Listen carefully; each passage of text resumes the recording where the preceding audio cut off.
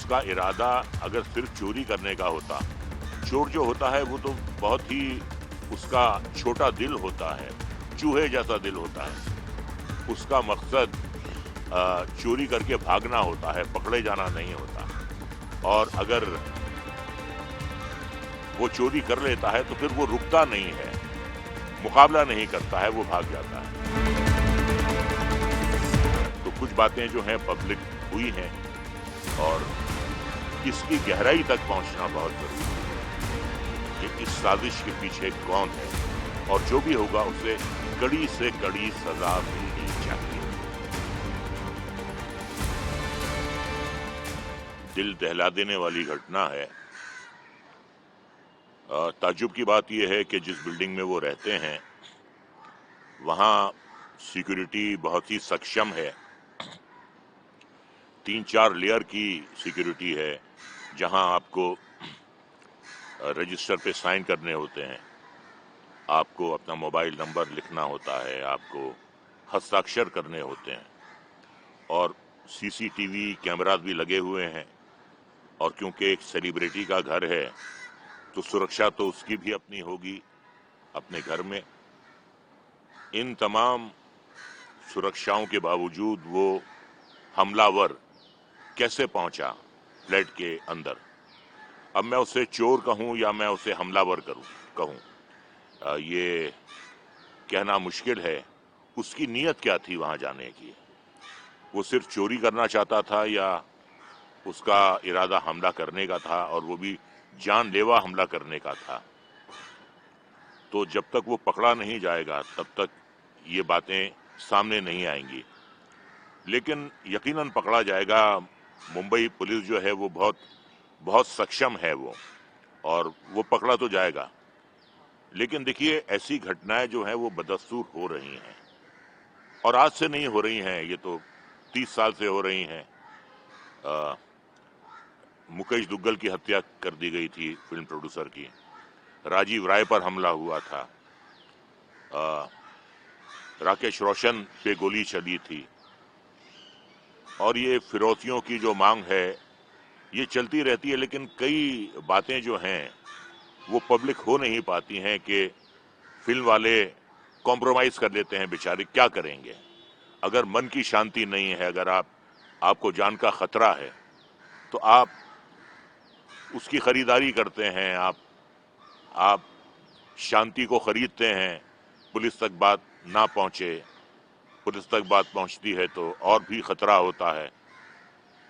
ये सिलसिला है, चलता आ रहा है, और कब तक चलेगा ये कहना मुश्किल है। लेकिन बहुत ही बात जो है ये गंभीर है। उसका इरादा अगर सिर्फ चोरी करने का होता, चोर जो होता है वो तो बहुत ही उसका छोटा दिल होता है, चूहे जैसा दिल होता है। उसका मकसद चोरी करके भागना होता है, पकड़े जाना नहीं होता। और अगर वो चोरी कर लेता है तो फिर वो रुकता नहीं है, मुकाबला नहीं करता है, वो भाग जाता है। लेकिन जिस तरीके से मुकाबला किया गया, जिस तरीके से 6 चाकू के वार किए गए, जिस तरीके से उसकी स्पाइन तक घाव पहुंचे हैं, तो ये भी हो सकता है कि उसका इरादा जो है वो हत्या का हो। और अगर हत्या का इरादा था उसका, तो इसके पीछे कौन है, कौन करवाना चाह रहा है? ये सारी बातें जो हैं ये आएंगी, यकीनन आएंगी, मैं यकीन के साथ कह सकता हूं।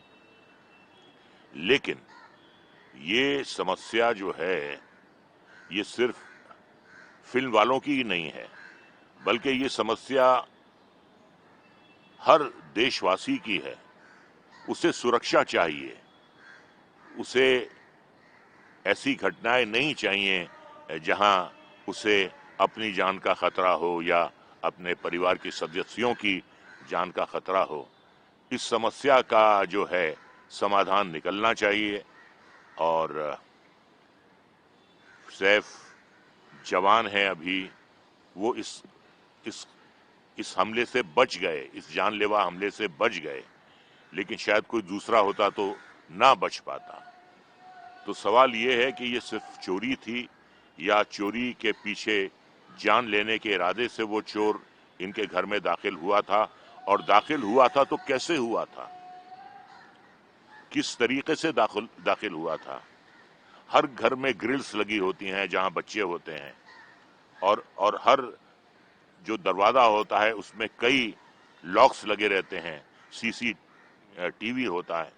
सवाल ये है कि इतनी बड़ी घटना हुई, इतनी हौलनाक घटना हुई, और इस घटना को इतनी आसानी से अंजाम कैसे दे दिया गया। ये बात जो है ये बहुत ही फिक्र की बात है, और ये बात बहुत शर्म की बात है।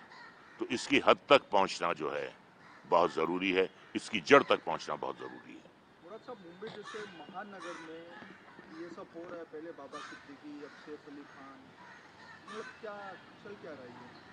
नहीं, देखिए ऐसा है, जैसा कि मैंने आपसे पहले कहा कि वारदातें तो होती रहती हैं, लेकिन उनका जिक्र नहीं आता है।